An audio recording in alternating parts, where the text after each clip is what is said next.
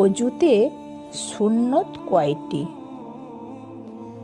অজুতে 13টি সুন্নত।